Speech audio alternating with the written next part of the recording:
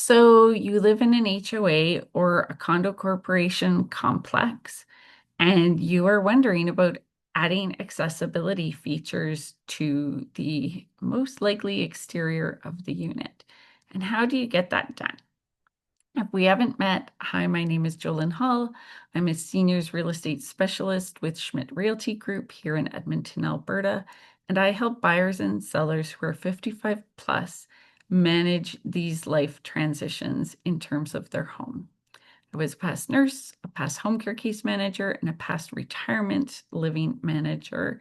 And now I focus on the real estate side of things for my clients. So let's get in and chat about this. If you are in a homeowners association, so an HOA, that may have regulations about the exterior of your home, might manage lawn or snow care, or you are in a condominium style bungalow, villa, home type living situation, you may think that when the time comes, it's really easy to add a wheelchair ramp or any other accessibility features you need. That might not be the case, depending on your complex and your rules. So both of these types of ownership situations do have a lot of rules when it comes to the exterior of the complex.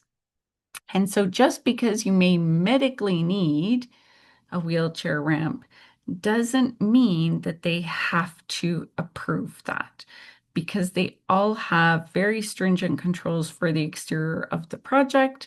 And usually in their bylaws or rules of some sort, there is some indication of a process you have to go through to change that.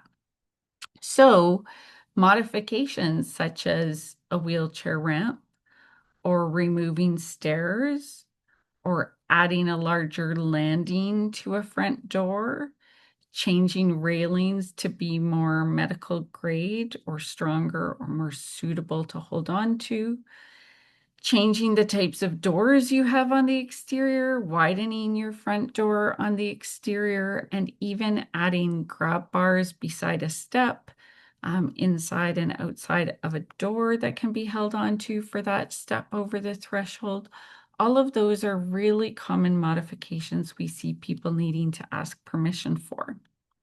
Now, if you are just looking to buy into one of these complexes and know you need some of these accessibility features, then it's really important that you're working with your real estate agent to work those into your deal as a condition of the deal. If you cannot get approval for those items, you are able to withdraw from the offer if you have this written as a condition in your offer. So your agent does need some experience with how to manage these types of conditions. If you have already moved in or own the complex already, and now due to life changes, you're looking at needing these modifications, this is where it gets a little bit trickier. So the first thing you need to do is approach your HOA association or your condo board and ask what forms, paperwork need to be completed in order to get permission to add some changes to the exterior of your home. For some, this is a simple form you complete with what you'd like to do and who will be doing it, and if you've pulled permits and if you're using a licensed professional. Because these homes are generally somewhat attached in a tight community to each other, they do want to care about fire and safety and timelines when contractors are working, things of that nature. You might also have an organization that needs much more complex submissions that might include architectural drawings. If you're adding like a big ramp, might need photos and indicating where new grab bars would be added, where landing would be extended. You might need to get city permits. You might need to have licensed professionals provide the summary of these changes. So you might need more detailed work in order to submit these requests. And from there, you may get back a yes or a no, or a yes if you follow these rules. And so there might be design features that the landing has to be concrete or it has to be wood or things that kind of keep in line with the organization. So you're just going to have to really follow what their process is. Every organization I've seen boards be super quick at getting back these permission for clients. I've had clients that have gotten permission in literally under 24 hours. They've gotten approval for the modifications they wanted to make. I have also seen clients wait for over 8 weeks for a condo board to provide this permission. And again, it's really individual to each complex. So it's important you're starting this process earlier than later. Now, if you get the no, then what? And so most oftentimes when you're getting a no, it's because these complexes really want to maintain a certain aesthetic and look to the outside of their properties. And sometimes wheelchair ramps have to be large, have to be long to accommodate the rise of the number of steps.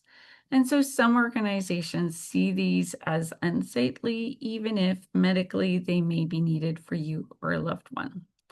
But don't despair, there's ways to get creative. And so for many of my clients, how we've gotten past this is using the garage as an option. So adding a ramp or a wheelchair lift into the garage, I'm actually more in favor of. That surface is dry, it's not exposed to the elements. You can take as much time going up or down it as you need, and you're not exposed, so to speak, to our many different weather systems here.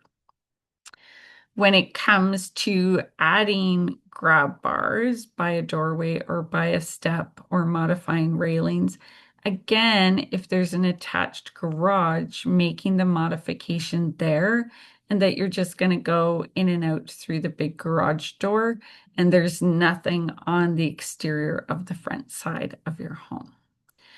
So the garage can be a great way where you still may need permission, especially if it's something that's going to need an electrical or plumbing permit.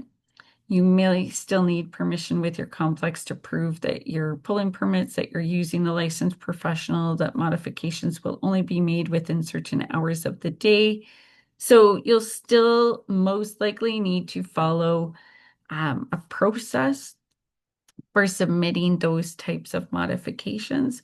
But what I want you to know is that a no is not the end of your journey, that using your attached garage or a back door can be a great way to work with your HOA or condo corporation to get approval for the accessibility features you need. And as always, these conversations are a great conversation starter because some of these complexes have never had somebody approach them with these needs. So having somebody, whether it's a healthcare professional or a family member or someone like myself that you're working with that can help advocate with your corporation to help make this process not feel as scary and as overwhelming to them as possible, can be a great way to get started in all of this. So I hope this gives you an idea to plan ahead and make modifications when you're healthy and well, or at least know what modifications you can and cannot do in your complex, to just do a little bit more research and planning so that if and when you need those accessibility features, you know what you can do. I hope this has helped you out, and I hope you have a great day.